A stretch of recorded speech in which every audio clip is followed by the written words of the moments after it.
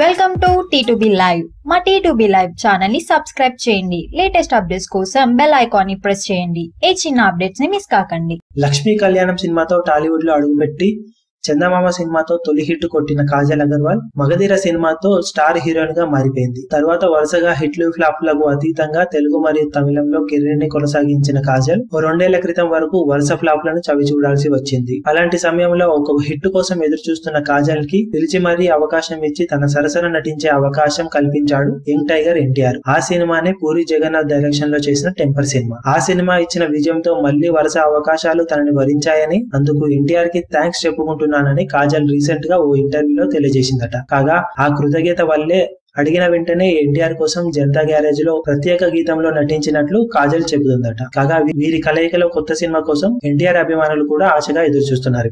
మరిన్ని latest updates కోసం T2B live ని సబ్స్క్రైబ్ చేయండి. వీలైతే లైక్ చేయండి, కుదిరితే షేర్ చేయండి.